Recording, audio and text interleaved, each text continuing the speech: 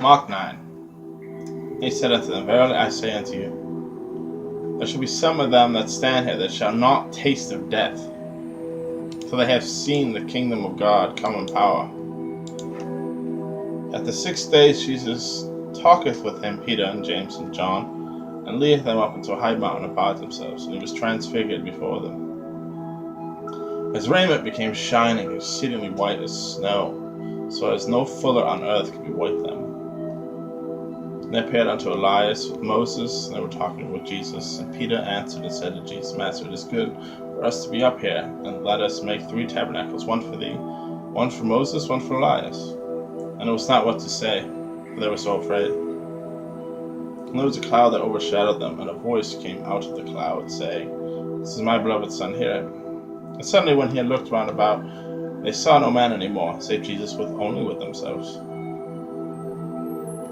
And as they came down from the mountain, he charged them that they should tell no man what things they seen, till the Son of Man were risen from the dead. And they kept that saying with themselves, questioning one with another, what the rising from the dead should mean. And they asked him, saying, Why say the scribes that Elias must come first? He answered, told them, Verily, Elias cometh first and restoreth all things. How is it written of the Son of Man that he must suffer many things and be set at naught? But I say unto you that Elias is indeed come, and they have done unto him whatsoever they listed, as it is written of him. When he came to his disciples, he saw a great multitude about them, and the scribes questioning with them. And straightway all the people, when they beheld him, were greatly amazed, and running to salute him. And he asked the scribes, What question ye with them? And one of the multitude answered and said, Master, I have brought unto thee my son, which hath a dumb spirit. Whatsoever he taketh him, he teareth him, and he foameth and gnasheth with his teeth, and pineth away. And I spake to the disciples, and they should not cast him out, and they could not. And he answered him, saith, O faithless generation, how long shall I be with thee? How long shall I suffer you, and bring him unto me? And they brought him unto him. When he saw him, he straightway the spirit tear him, and fell on the ground, and wallowed foaming. And he asked his father, How long is it since this came unto him? He said, Of a child. And oftentimes it hath cast off into the fire and into the waters to destroy it. But if thou canst do anything, have compassion on us and help us. Jesus said, If thou canst believe, all things are possible to him that believeth. And straightway the father of the child cried out and said with tears, Lord, I believe thee, help thou my unbelief. When Jesus saw that the people came running together, he rebuked the false spirit, saying unto him, Thou deaf and dumb spirit, a child should come out of him, enter into him no more. The spirit cried, rent him sore, and came out of him, and he was as one dead, and so much that many said, He is dead. Jesus took him by the hand, lifted him up, and he rose. And when he was come into the house, his disciples asked him privily, Why could thy not we cast him out? He said unto them, This kind came forth by nothing, but by prayer and fasting. And departed thence and passed through Galilee, and he would not that any man should know it. For he taught his disciples and said unto them, The Son of Man is delivered into the hands of men, and they shall kill him. After that he is killed, he shall rise the 3rd day. And they understood not that saying, and were afraid to ask him. And he came to Capernaum, and being in the house, he asked, What was it that ye disputed among yourselves by the way? They held their peace, for by the way they had disputed among themselves who should be the greatest. And he sat down, called the 12, and said unto them, If any man desire to be first, the same shall be last of all, servant of all. He took a child, and set him in the midst of them. When he had taken him in his arms, he said unto them, Whosoever shall receive one of such children, my name receiveth me, whosoever receiveth me receiveth not me, but him that sent me. And John answered him, saying, Master, we saw one casting out devils in thy name, and he followeth not us. We forbid him, because he followeth not us. Jesus said, Forbid him not. There is not man which shall do a miracle in my name that can lightly speak evil of me. But he that is not against us is for our part. Whosoever shall give you a cup of water to drink in my name, because he belongs to Christ, but I say to you, he shall not lose his reward.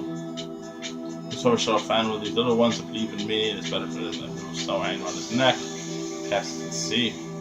If thy hand offend thee, cut it off. It is better for thee to enter in life maimed than have 2 hands go into hell, to the fire that shall never be quenched. For their worm dieth not, and the fire is not quenched. And if thy foot offend thee, cut it off. better to thee to enter halt into life than having 2 feet be cast in fire, into hell, into the fire that shall never be quenched, where the worm dieth not, and the fire is not quenched. And if thy eye offend thee, pluck it out, for it is better enter into the kingdom of God with 1 eye than having 2 eyes be cast in hellfire, where the worm dieth, and the fire is not quenched. For everyone shall be salted with fire, and every sacrifice shall be salted with salt. Salt is good. But if the salt have lost its saltiness, wherewith shall ye season it? Have salt in yourselves, and have peace one with another. It came to pass, as he went into the house of one of the chief Pharisees to eat bread on the Sabbath day, that they watched him. Behold, there was a certain man before him which had a dropsy.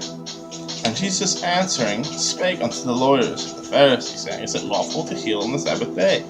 They held their peace, and took him, and he healed him, and let him go.